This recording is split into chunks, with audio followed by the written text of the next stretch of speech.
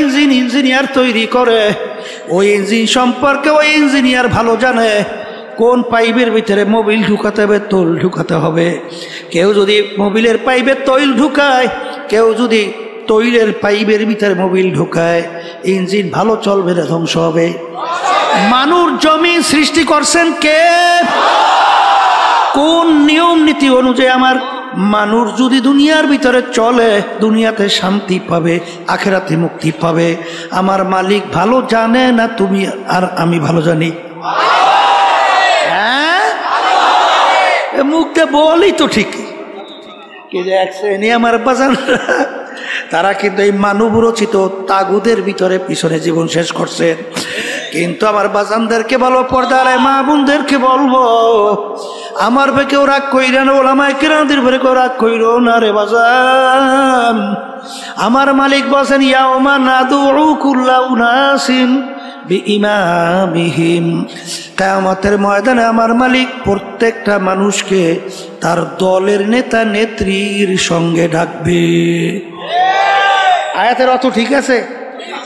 এই আয়াতের অর্থ ঠিক আছে? এখানে কি দুই একজন মানুষ সব মানুষ না? দুই একজন বাদ? এই সব মানুষ কিনা? হ্যাঁ, আমার মালিক তার দলের নেতা নেত্রীর সঙ্গে ডাকবেন। ডাইকে আমার মালিক বলবেন, তোর দলের নেতা নেত্রী যেদিকে যায় ওদের পিছনে পিছনে সেই দিকে চল। এক কথায় তোমার নেতা নেত্রী যেখানে জায়গা, আমার আল্লাহ বলেন তোরও সেইখানে জায়গা। আমার রাগ করছেন না? হ্যাঁ, আল্লাহর রাস্তে মাফ চাই, আমার রাগ করে কোনো লাভ নাই। আমি তো আয়াত শুনাইছি কোরআনুল কারীম থেকে। রাগ হলে তো আল্লাহ আল্লাহ রসুলের সঙ্গে হও, হ্যাঁ বোঝাপড়া তাদের সঙ্গে করো। কথা ঠিক না বাড়ি? এই জন্য আর বাজানদেরকে বলবো, আল্লাহর বান্দারা, পর্দা আলে মা বোনেরা, যাদের ভিতরে আল্লাহ জ্ঞান দান করছে সেই আমার বাজানদেরকে বলবো, আমার মালিকের কাছে দোয়া করো। মালিক যখন মাহফিলে নিয়ে আসছেন দিনের সহি বুঝদান করেন। আর আমার মালিক বলেন, তোমরা যদি আমার কাছে চাওয়ার মতো চাও, আমি তোমাদেরকে সেই অনুযায়ী দান করব।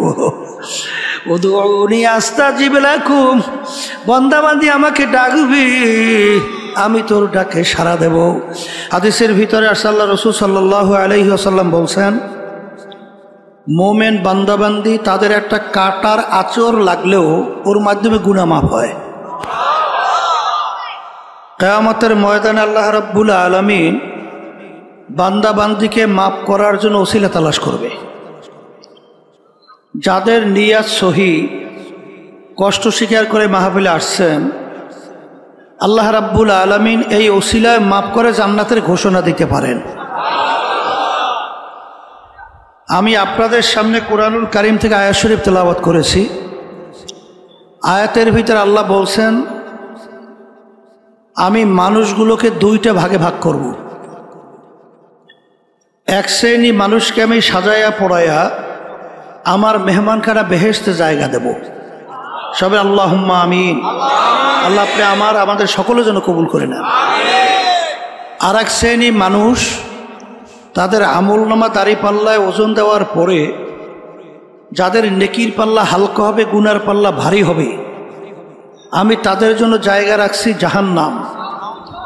আল্লাহ আপনি আমাদের সবাইকে মাফ করে দেন। দুনিয়ার ভিতরে মামলা দুইটা।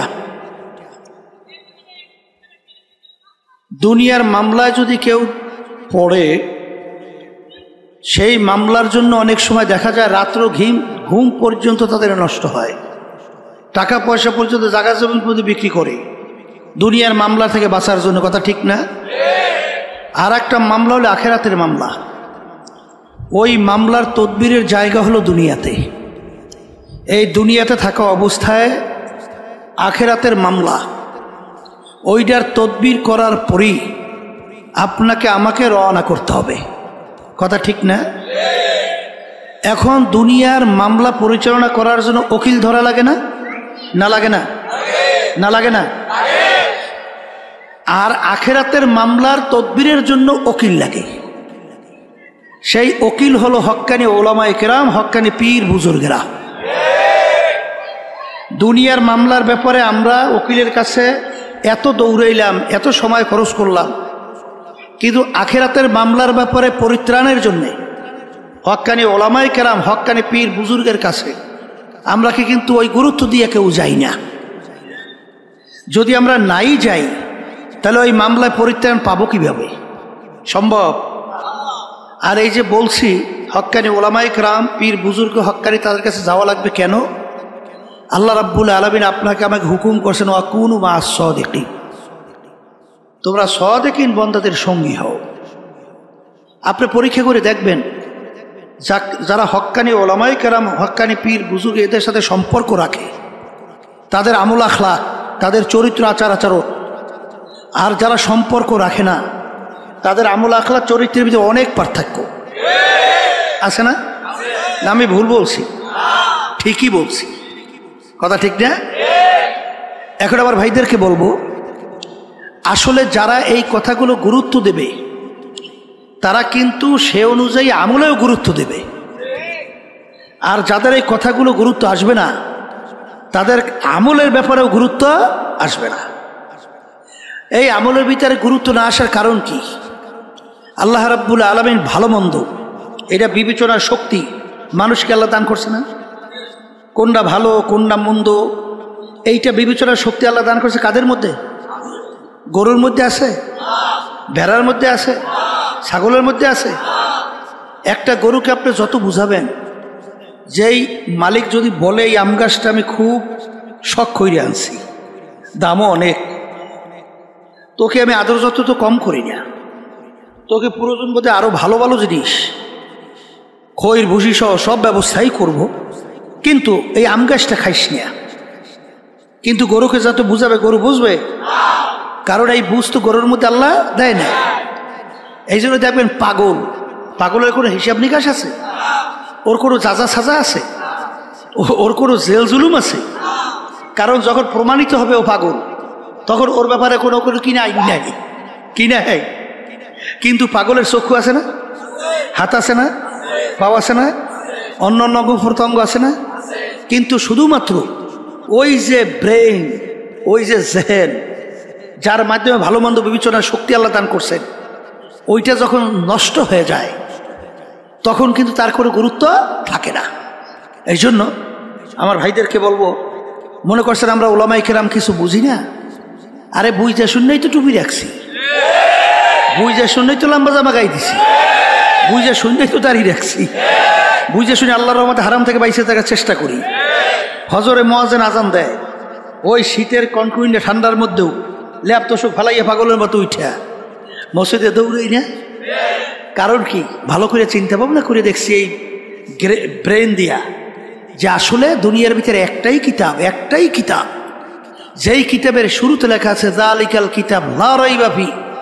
এই যে কিতাব তো এর ভিতরে কোনো ভুল সন্দেহ বলতে কিছু নাই।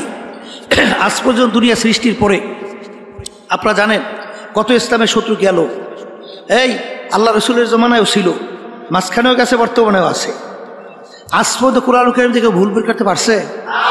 বরঞ্চ যারাই কোরআন কারীম নিয়ে ভুল বাড়া করার চেষ্টা করছে তারাই কিন্তু কালিমা হইয়া মুসলমান হয়ে গেছে। আপনারা জানেন ওই যে কানাডার টরেন্টো হয়েছে কানাডার রাজধানী, সেখানে ইউনিভার্সিটির প্রফেসর ক্যারি মিরল গণিত এবং যুক্তিশাস্ত্রের উপরে পাণ্ডিত্য অর্জন করছে। বাইবেল শাস্ত্রের উপরে এত পাণ্ডিত্য অর্জন করছিল, ধর্মীয় খ্রিস্টানদের ধর্মযাজক তার সঙ্গে যখন আহমদ দিদারের সঙ্গে ডিবেট হয় কোরআনুল কারীম এবং বাইবেল নিয়া, তখন তিনি কোরআনুল কারীম রিসার্চ করতে যাইয়া এক পর্যায়ে তিনি যখন দেখলেন কোরআনুল কারীমের শুরুতে লেখা আছে যালিকাল কিতাব লা রাইবা ফি, এইটা পড়ার পরে তিনি হতভম্ব হয়ে গেছে যে দুনিয়া সৃষ্টির পরে এরকম কোনো ইতিহাস, এরকম কোন নজির নাই যে কেউ আজ পর্যন্ত তার লেখনীর মধ্যে, তার আবিষ্কারের মধ্যে, তার দর্শনের মধ্যে কেউ এরকম চ্যালেঞ্জ দিয়ে বলতে পারছে যে আমার লেখনীতে কোনো ভুল নাই, আমার দর্শনে কোনো ভুল নাই, আমার আবিষ্কারে কোনো ভুল নাই। আজ পর্যন্ত পারছে? কিন্তু একটাই কিতাব যার শুরুতে লেখা আছে ভুলও নাই সন্দেহ নাই। এইটা তিনি পড়ার পরই তিনি যত সামনে অগ্রসর হয় রিসার্চ করে, ততই কোরআনুল কারীম তাকে উল্টা প্রশ্ন ছুড়ে দেয়। তুই যত ভুল তালাশ করবি এই কালামে করে ভুল ভাবি না। এক পর্যায়ে তিনি দেখলেন যে কোরআনুল কারীম আল্লাহর হাবিব সাল্লাল্লাহু আলাইহি ওয়াসাল্লামের উপরে নাযিল হয়েছে। মুসলমানদের নবী না, আমাদের নবী না, কথা বলে না। খ্রিস্টানরা আমাদের নবীর নবী মানে? তারা নবী মানে ঈসা আলাইহিস সালাম, কথা ঠিক না? কিন্তু নিয়ম কি? অন্য অন্য ধর্মাবলম্বী বা অন্য অন্য ধর্মের নবী বা কেউ যদি নিজে কোনো লেখনী লিখে থাকে, দেখবেন তার গুণকীর্তন, তার বংশের গুণকীর্তন, তার স্ত্রী সন্তানাদির গুণকীর্তন লিখে কিন্তু অনেকাংশে মানুষের আকর্ষণ তৈরি করার চেষ্টা করে। কিন্তু কোরআনুল কারীমের ভিতরে তিনি পড়ে দেখে যে কোরআনুল কারীমের ভিতরে প্রায় 34 বারের মতো ঈসা আলাইহিস সালাম, মারিয়াম আলাইহিস সালামের নাম আসছে। এই নবী তো তাদের নবী, প্রশংসা সহকারে। একটা সূরাই নাজিল হয়েছে কোরআনুল কারীমের মধ্যে, সূরা মারিয়াম। এইটা পড়ার পর তিনি আরো আশ্চর্য, তিনি যদি নিজেই কোরআনুল কারীম লিখতেন তাহলে আমাদের নবীর প্রশংসা তিনি কেন এইভাবে লেখলেন? আর তার নামের প্রশংসা এত নাই কেন? আর আল্লাহ রাসূল সাল্লাল্লাহু আলাইহি ওয়াসাল্লামের নাম আসছে মাত্র 4 বার, আর তার একক ঈসা আলাইহিস সালামের নাম আসছে প্রায় 25 বার এর মতো। আচ্ছা, তিনি এই আলোচনা করার পরে, রিসার্চ করার পরে, ওই জ্ঞান, ওই ব্রেন তাকে বলতেছে আর সময় ক্ষেপণ করিস না, কালিমা আবার মুসলমান হয়ে যা। শেষ পর্যন্ত দিয়ে তো কালিমা পড়ে মুসলমান হয়ে গেছে। এরকম একটা দুইটা ঘটনা না, এ হাজার হাজার লক্ষ লক্ষ কোটি কোটি ইতিহাস। মরিস বুকাইলের নাম শুনছেন? ফ্রান্সের বিশ্ববিখ্যাত বৈজ্ঞানিক। তিনি একটা বইও লাগছেন, বাইবেল, কোরআন ও বিজ্ঞান, 400-450 পৃষ্ঠা ব্যাপী। তিনি ওখানে কোরআনুল কারীম, বাইবেল, তাওরাত, ইনজিল উল্লেখযোগ্য 4 কিতাব, আর আসমানি কিতাবের সংখ্যা নাজেল প্রায় 160। তিনি রিসার্চ করে দেখে তাম দুনিয়ার ভিতরে অন্য অন্য তাওরাত, ইনজিল, জাবুর সহ তালাশ করলেই দেখা যায় লন্ডনের সঙ্গে আমেরিকার তাওরাতের মিল নাই, ইনজিলের মিল নাই, এই জাবুরের কোনো মিল নাই। কিন্তু কোরআনুল কারীম দুনিয়ার যে কোনো প্রান্তে রিসার্চ করে নোক্তারও কোনো পরিবর্তন নাই। তখন তিনি চিন্তা করলেন ব্যাপার কি? ব্যাপার তালাশ করে দেখেন অন্য অন্য আসমানি কিতাব নাজেল হলো ঠিক, কিন্তু আল্লাহ রাব্বুল আলামিন ওই সমস্ত কিতাব তিনি হেফাজত বা সংরক্ষণের দায়িত্ব আল্লাহ নিজে নেয় নাই। কিন্তু কোরআনুল কারীম নাজেল হওয়ার পরে আল্লাহ রাব্বুল আলামিন ইন্না নাহনু নাযালনা যিকরা ওয়া ইন্না লাহু লাহাফিজুন, আল্লাহ রাব্বুল আলামিন বলেছে কোরআনুল কারীম নাজেল করলাম আমি, ওর হেফাজত সংরক্ষণের দায়িত্ব নিলাম আমি স্বয়ং রব্বুল আলামিন। কেমনে সংরক্ষণ করে? একটু আগে দেখছেন ছোট এক বাচ্চা, ওর মাথায় পাগড়ি পরাইয়ে দিছি, 30 পারা কোরআনুল কারীম ওর সিনার ভিতরে আল্লাহ রাব্বুল আলামিন সংরক্ষণ করছে। দুনিয়ার এমন কোন কিতাব, বই, পুস্তক আছে প্রথম থেকে শেষ পর্যন্ত এক দ্বারায় তেলাওয়াত করতে পারে, পড়তে পারে? শুনছেন আজ পর্যন্ত? আমরা শুনিও নাই, দেখিও নাই, ইতিহাসও নাই। কিন্তু কোরআনুল কারীম এরকম ছোট ছোট ছোট ছোট বাচ্চা, তাদের সিনার মধ্যে আলিফ লাম থেকে শুরু করে নাস পর্যন্ত এক দাঁড়ায় একসঙ্গে তেলাওয়াত করে। কেমনে হেফাজত করে মালিক বুঝছে। এই জন্য আমার ভাইদেরকে বলবো, পর্দা আলে মা বোনেরা যারা শুনতেছেন, শোনেন, আসলে দুনিয়ার যে কোনো কাজের একটা সময় থাকে, তারিখ থাকে না, থাকে না? কিন্তু আপনার আমার মৃত্যু বা মৌতের সময় নির্ধারণ করা আছে কার কার? একটু মুখ খুললে বলেন। এইটা বলতে তো একটু কষ্ট হয়, ঠিক না? মনের কথা বললে তো একটু ভয়ই পায়, এ তো স্বাভাবিক, ঠিক না? কি নির্ধারণ আছে? আছে? কেউ জানা আছে এখান থেকে ওখানে যাইতে পারবেন? জানা আছে? এই বাংলাদেশের এক গান গায়ক, অনেকে জানেন, এই ফিরোজ শাহী, নাম শুনছেন না? স্টেজের মধ্যে উঠা গানে টান দিছে, 1 সেকেন্ডের নাই ভরসা, ঠাস নাই ভরসা, কইতে আছে এর ভিতরে পড়িয়ে গেছে, এর ভিতরে দেখে দুনিয়াতে না। আল্লাহ বলছেন যে তোর মাধ্যমেই দেখাবো, তুই বলছো সেকেন্ডের ভরসা নাই, আসলেই তো নাই। দেখ কেমনে নাই, আস্তের উপরে পড়ে গেছে, আর দুনিয়াতে নাই। এই ঢাকা সদরঘাট, সেখান থেকে লঞ্চ আসছে বরগুনা যাবে, এই নদীর ভিতরে লঞ্চের ভিতরে আগুন ধরে গেছে। এখন যুবক ছেলে আগুনের ভিতরে আটকে পড়ে গেছে, বাপের কাছে মোবাইল করে, আব্বা যান দেখা হবে কিয়ামতের ময়দানে। আর দেখা হয় নাই, দেখা করতে পারে নাই, উইরা ছাই হয়ে গেছে। এই জন্য আর বাজানদেরকে বলবো, শোনেন, আল্লাহ এমন কোন ধর্মাবলম্বী নাই যেই ধর্ম যারা বিশ্বাস করে, হিন্দু, খ্রিস্টান, ইহুদি, অন্যান্য যে ধর্মাবলম্বী, উপজাতি সহ কোন ধর্মাবলম্বী আছে তারা পরকাল বিশ্বাস করেন? এরকম কোন ধর্মাবলম্বী আছে? সবাই বিশ্বাস করে না? করে না?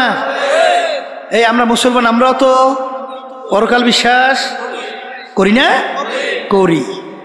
তাহলে আজ পর্যন্ত মুসলমান জাতি ছাড়া অন্য কোনো জাতি চ্যালেঞ্জের মাধ্যমে দুনিয়ার ভিতরে বুক ফুলাইয়া গলা টান করে কেউ বাঁচতে পারে নাই। একমাত্র মুসলমান জাতি দুনিয়ার ভিতরে চ্যালেঞ্জের মাধ্যমে বুক ফুলাইয়া গলা টান করে বেঁচে আছে। কথা ঠিক না? ঠিক। আজকে মুসলমানের ঘরে জন্মগ্রহণ করার পরে খোদা নাকাস্তা যদি আল্লাহর হুকুম নবীর তরিকা অনুযায়ী না চইলা কেউ যদি আল্লাহর কাছে হাজির দেন, পথ কয়টা? রাস্তা কয়টা? দল কয়টা? আসতে কয় দুইটা না? ফারিকুম ফিল জান্নাতি ফারিকুম ফিস সাইর। কয়টা? কয় গুরু হইবি কয়টা? হ্যাঁ, এখন বেহেশতে কারা যাবে? আল্লাহর মেহমান খানায়। জাহান্নামে কারা যাবে? এইটা জানা লাগবে না? কথা বেশি লম্বা বলো না, সংক্ষেপ। হেদায়েতের মালিক আল্লাহ। হেদায়েতের মালিক কে? আল্লাহ। দোয়া করতে থাকেন, আল্লাহ রাব্বুল আলামিন আমাদেরকে যেন পরিপূর্ণ হেদায়েত দান করে। আল্লাহ রাব্বুল আলামিন বলেন বেহেশতে যাওয়ার জন্য শর্ত দুইটা। কয়টা? ইন্নাল্লাযীনা আমানু ওয়া আমিলুস সলিহাত কানাত লাহুম জান্নাতুল ফিরদাউসি নুজুলা। বেহেশতে যারা যাইতে চাও, আল্লাহ শর্ত লাগাইছেন, দুইটা কাজ করা লাগবে। একটা হলো ঈমান আনা লাগবে। জোরে বলেন, কি আনা লাগবে? ঈমান একটা আরবি শব্দ, বাংলা অর্থ হলো বিশ্বাস। বিশ্বাস আবার তিন জিনিসের সমন্বয়। মুখে স্বীকার করা আল্লাহ কয়জন? একজন। অন্তরে বিশ্বাস করা লাগবে আল্লাহ কয়জন? কাজে প্রমাণ করে দেখানো লাগবে আল্লাহ কয়জন? রিজিক দেওয়ার মালিক বলেন, মুখ খুলে বলে আল্লাহ। এই মারুইনা বা সুইনা মালিক, এই ভালো মন্দ এর মালিক। এই আল্লাহর বান্দারা ভালো কইরা বোঝেন, ক্ষমতা দেওয়া নেওয়ার মালিক কুলিল্লাহুম্মা মালিকাল মুলক। দেখা যায় আমার মালিক বাদশার বাদশা, রাজার রাজা। আল্লাহ যাকে ইচ্ছা করেন বাদশাহী দেন, আবার ছেড়ে নেয়। এই 5ই আগস্ট যে ঘটনা মালিক দেখাইলেন, 1 ঘন্টা আগেও মনে হয় আমাদের দেশের যে জালেম শেখ হাসিনা বোঝে নাই। বুঝছিল? বুঝছিল? বুঝছিল? ভাত পা করে খাইয়ে যাইতে পারে, এটাই সব রাখে যাওয়া লাগছে। 1 ঘন্টার ব্যবধানে বুঝে দেয় যে একটু আগে বাদশাহ, একটু পরেই হয়েছে যাইয়া একেবারে ঘিরে নিত। কথা ঠিক না? ঠিক। কে করে? হ্যাঁ, এই ক্ষমতা দেওয়ার, সম্মান দেওয়ার মালিক, নেওয়ার মালিক, আইন দেওয়ার মালিক। কিন্তু বর্তমানে আমার বাজানরা বলবো, পর্দালে মা বোনরা যারা শুনছেন, এক শ্রেণী আমার বাজানরা অনেক অনেক ক্ষেত্রে আমার মালিককে মনে করে এইটা মালিক, ইমানের ব্যাপারে কোনো ঘাটতি নেই বলে। কিন্তু এক শ্রেণী আমার বাজানরা মানব রচিত তন্ত্র মন্ত্র, আল্লাহ রাব্বুল আলামিন বলো আজতানিবুত তাগুত, তোমরা তাগুত থেকে পরহেজ করো। তাগুত কাকে বলে? মানব রচিত তন্ত্র মন্ত্রই হলো তাগুদের ভিতরে বড় একটা তাগুত। এ আল্লাহর বান্দারা, পর্দালে মা বোনেরা, যে ইঞ্জিনিয়ার তৈরি করে, ওই ইঞ্জিন সম্পর্কে ওই ইঞ্জিনিয়ার ভালো জানে কোন পাইপের ভিতরে মোবিল ঢুকাতে হবে, তৈল ঢুকাতে হবে। কেউ যদি মোবিলের পাইপে তৈল ঢুকায়, কেউ যদি তৈলের পাইপের ভিতরে মোবিল ঢুকায়, ইঞ্জিন ভালো চলবে না ধ্বংস হবে। মানুষ জমি সৃষ্টি করছেন কে? কোন নিয়ম নীতি অনুযায়ী আমার মানুষ যদি দুনিয়ার ভিতরে চলে, দুনিয়াতে শান্তি পাবে, আখেরাতে মুক্তি পাবে। আমার মালিক ভালো জানে না তুমি আর আমি ভালো জানি? হ্যাঁ, মুখে বলি তো ঠিকই, কে যে এক শ্রেণী আমার বাজান তারা কিন্তু এই মানব রচিত তাগুদের ভিতরে পিছনে জীবন শেষ করছেন। কিন্তু আমার বাজানদেরকে বলবো, পর্দার মা বোনদেরকে বলবো, আমার পে কেউ রাগ কইরা না, ওলামায়ে কেরামদের পরে কেউ রাগ কইরো না রে বাজান। আমার মালিক বলেন, ইয়াউমা নাদউ কুল্লা উনাসিন বিইমামিহিম, কিয়ামতের ময়দানে আমার মালিক প্রত্যেকটা মানুষকে তার দলের নেতা নেত্রীর সঙ্গে ডাকবে। আয়াতের অর্থ ঠিক আছে? এই আয়াতের অর্থ ঠিক আছে? এখানে কি দুই একজন মানুষ সব মানুষ না দুই একজন বাদ? এই সব মানুষ কিনা? হ্যাঁ, আমার মালিক তার দলের নেতা নেত্রীর সঙ্গে ডাকবেন। ডাইকে আমার মালিক বলবেন, তোর দলের নেতা নেত্রী যেদিকে যায় ওদের পিছনে পিছনে সেই দিকে চল। এক কথায় তোমার নেতা নেত্রী যেখানে জায়গা, আমার আল্লাহ বলেন তোরও সেইখানে জায়গা। আমার রাগ করছেন না? হ্যাঁ, আল্লাহর হস্তে মাফ চাই, আমার রাগ করে কোনো লাভ নাই। আমি তো আয়াত শুনাইছি কোরআনুল কারীম থেকে। রাগ হলে তো আল্লাহ আল্লাহ রসুলের সঙ্গে হও, হ্যাঁ বোঝাপড়া তাদের সঙ্গে করো। কথা ঠিক না বাড়ি? এই জন্য আর বাজানদেরকে বলবো, এ আল্লাহর বান্দারা, পর্দারে মা বোনেরা, যাদের ভিতরে আল্লাহ জ্ঞান দান করছে সেই আমার বাজানদেরকে বলবো, আমার মালিকের কাছে দোয়া করো। মালিক যখন মাহফিলে নিয়ে আসছেন দিনের সহি বুঝদান করেন। আর আমার মালিক বলেন, তোমরা যদি আমার কাছে চাওয়ার মতো চাও আমি তোমাদেরকে সেই অনুযায়ী দান করব। উদউনি আস্তাজিব লাকুম, বান্দাবান্দি আমাকে ডাকবি, আমি তোর ডাকে সাড়া দেব। লা তাখুযুহু সিনাতুন ওয়ালা নাওম, আমার মালিক বলে আমার ঘুমও নাই জিমানিও নাই। আমার মালিকের ঘুম জিমানি নাই, চিন্তা একদিনও করছো কেন? আমার মালিক বান্দাবান্দিকে বড় মায়া করে। আরে বান্দাবান্দি রাত্র ৩টার সময় বিপদের ভিতরে পইরা যখন করুণ সুরে ডাক দেয়, আল্লাহ, আমার মালিক যদি তখন ঘুমায়া থাকে, আমার মালিক তখন তোর ডাকে কিভাবে সাড়া দেবে? আমার মালিক বলে, বান্দাবান্দি রে, তোর মায়া আমাকে ঘুমাইতে দেয় না, তুই যখন বিপদে পড়ে আমাকে ডাকবি সঙ্গে সঙ্গে যদি আমি তোর ডাকের সাড়া দিতে পারি। এই দিন আমার বাজানদেরকে বলবো, পর্দালে মা বোনদেরকে বলবো, এ দুনিয়াদার পাগল আমার বাবারা, পর্দালে মা বোনেরা, ভালো করে মনকে বুঝাও, তারপর কবরে যাও। কারণ বাজার একবার যদি দুনিয়ার আল্লাহ আবার কবরে যাইয়া কেউ ঠইগা বসো, আবার দ্বিতীয়বার দুনিয়াতে এসে আপিল কইরা জিতবার কিন্তু আর আশা নাই। দুনিয়ার কাজে যদি 5 বারও ঠগো, আবার ওই কাজের ভিতরে চেষ্টা করলে জিতবার আশা করা যায়। কেসের ভিতরে ম্যাজিস্ট্রেট কোর্টে ঠকলে হাইকোর্ট, সেখানে ঠকলে সুপ্রিম কোর্ট, সেখানে ঠকলে প্রেসিডেন্ট কোর্ট, সেখানে ঠকলে আন্তর্জাতিক কোর্ট। কিন্তু এ কবরের যাত্রীরা, তোমার আমার সামনে আখিরাতের 5টা মামলা, এই মামলায় যদি কেউ একবার ঠগ আর দ্বিতীয়বার দুনিয়াতে আইসা আপিল কইরা জিতবার কিন্তু আর আশা নাই। হে আমার আরাম প্রিয় আমার বাবারা, হে বড়লোক আমার বাবারা, হে শৌখিন আমার বাবারা, হে ক্ষমতা সম্পন্ন সম্মানিত আমার বাবারা, আজকে দুনিয়ার দিকে তাকাইয়া দেখো বাজার, দুনিয়া কিন্তু আরামের জায়গা না। দুনিয়া দারুল মেহনে ওয়ালবালা, বালা মুসিবতের জায়গা, কষ্ট ক্লেশের জায়গা। এখানে আরাম চাইলে কোনোদিন কেউ পায় নাই, কেউ কোনোদিন পাবে না। আজকে মাথার নিচে বালিশ না থাকলে ঘুম আসে না, একটু রৌদ্র সূর্যের তাপ সহ্য করা যায় না, একটু পেটে ব্যথা সহ্য করা যায় না। আরে একটা পিটান দিলে সহ্য করা যায় না।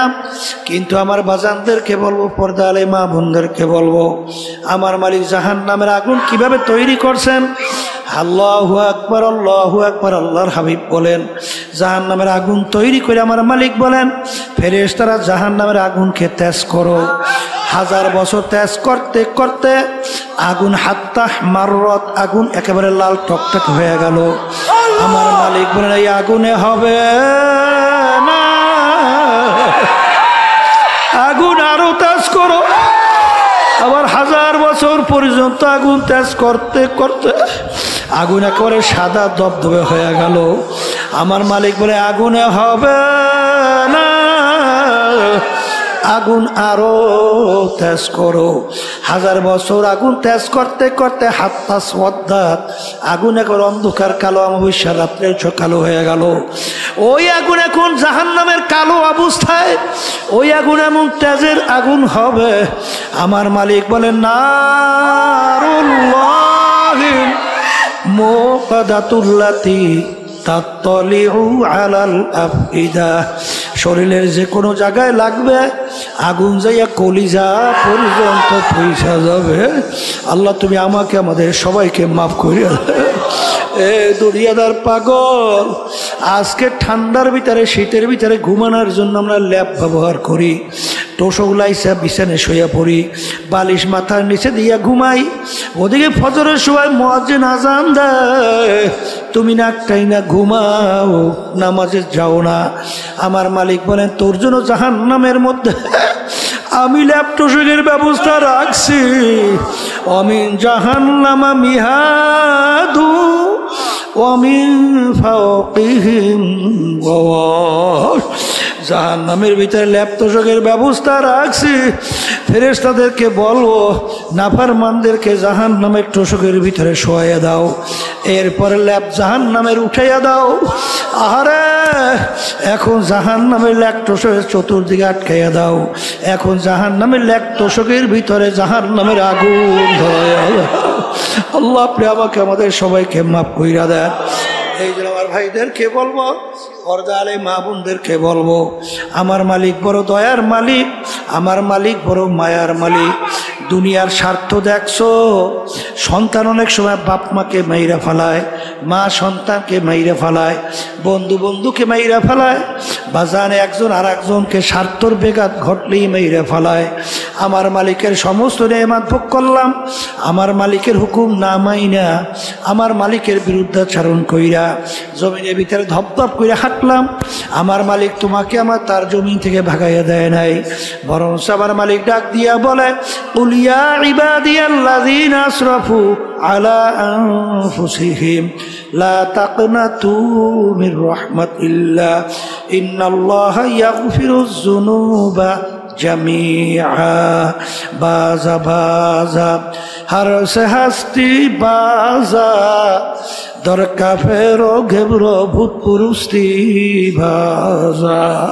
এই দরগাহে মা দরগাহে নাউমিদিনী সদবরাগর তওবা শিকাস্তি বাজা। আমার মালিক বলেন, তুই শতবার তওবা ভঙ্গ করছ, এমনকি তুই যদি ভূত পূজার মতো পূজা কইরা তুই অন্যায় কইরা থাকো, খালেস তওবা যদি কইরা 2 হাত আমার দিকে উঠাইয়া তুই চোখের পানি ছাইরা তুই যদি আমাকে ডাক দিতে পারো, হে আমার দয়ার মালিক, নাফরমান তোমার দরবারে হাজির। আমার মালিক বলে, তোকে শুধু আমি মাফ করবো তাই না, তোর জীবনের সমস্ত গুনাহকে আমি নেকের দ্বারা পরিবর্তন কইরা দেব। এই দয়ার মাওলার ভুইলা, এই মায়ার মাওলাকে ভুইলা কার প্রেমে পড়ছো?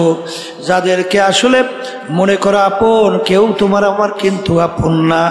আমার মাওলা মায়ের পেটে আপন ছিল, এখনো আপন, কিয়ামতের ময়দানেও আপন, কবরেও আপন, মিজানেও আপন, হাসরেও আপন। আমার মালিককে আপন বানায়া যদি দুনিয়া থেকে বিদায় নিয়ে কবরে শুইতে পারো, কোনো চিন্তা নাই, কোনো ভয় নাই। বেহেশতের বাগান হইয়া যাবে কবর। আল্লাহু আকবার। আল্লাহ আপনি আমাদের সবাইকে মাফ করে দেন। আর যে মালিকের হুকুম না মাইনা কেউ ওই অন্ধকার কবরে যাও, আল্লাহ রসুল বলেন আল কবরু মিন রিয়াজিল জান্নাহ হুফরাতুম মিন হুফারিন নার। জাহান্নামের আগুনে এসে ভইরা যাবে, 99 বিষাক্ত সাপ পেঁচাইয়া কামড়াবে। মালিক দয়া মায়া করে তুমি বৃষ্টির ভিতরে তাকাইয়া দেখো, ওর বন্ধু বৃষ্টির ভিতরে কষ্ট স্বীকার কইরা মাহফিলের ভিতরে অগরাদ্র ভিতরে বসে আছে। ওরে আমার মালিক তোমার পাগল